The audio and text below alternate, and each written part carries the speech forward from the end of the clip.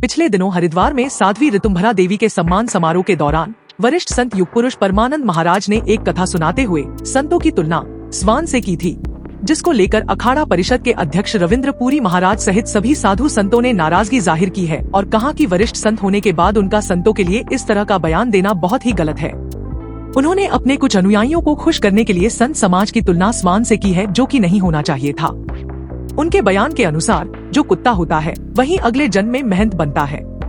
इस बयान के बाद कार्यक्रम में मौजूद उनके अनुयायी हंसी उड़ाते नजर आए। जो साधु संत जिन्होंने घर छोड़े, परिवार छोड़े, त्याग किया, तो क्या संत समाज हंसी के पात्र है?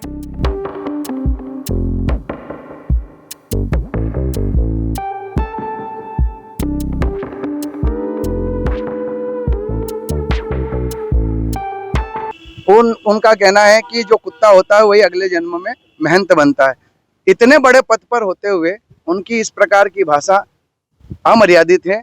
उन्हें इस प्रकार की भाषा का उपयोग नहीं करना चाहिए। क्यों? क्योंकि उनकी भाषा, उनकी वाणी, उनके विचार पूरे देश दुनिया में सुने जाते हैं और वो संत महंत जो साधु संतों की ही इज्जत नहीं कर सकते, वो उस वक्तव्य में आप सुनिएगा वहां पर हंसी ठहाके हो रहे हैं। उनके कहे गए शब्दों के बाद में पूरी जनता हंस रही है।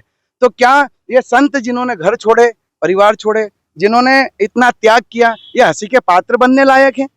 उन्हें इस तरह का बयान नहीं देना चाहिए था, जिसका विरोध अब उज्जैन के साधु संतों में देखने को मिल रहा है। पुतला दहन के दौरान श्री पंचायती निरंजनी अखाड़ा के महंत सुरेश पुरी ने परमानंद महाराज के बयान की कड़ी निंदा की। उन्होंने कहा, इतने बड़े पद पर होते हुए उनकी इस प्रकार की भाषा अमर्यादित है, क्योंकि उनकी भाषा, उनकी वाणी, उनके विचार पूरे देश दुनिया में सुने जाते हैं। महंत पुरी ने आगे कहा कि जो संत महंतों की इज्जत नहीं कर सकते, उनके मुख से ऐसी भाषा शोभा नहीं देती। और ऐसे महापुरुष जिन्होंने कई कार्य इस देश के लिए करें, उनके मुख से इस प्रकार की भाषा शोभा नहीं देती। इसलिए आज हमने सभी साधु समाज ने मिलकर उनके विरोध में उनका पुतला दहन किया है। महंत सुरेश्वरानंद पुरी, श्री पंचायती निरंजनी अखाड़ा, महामाया आश्रम, उज्जैन।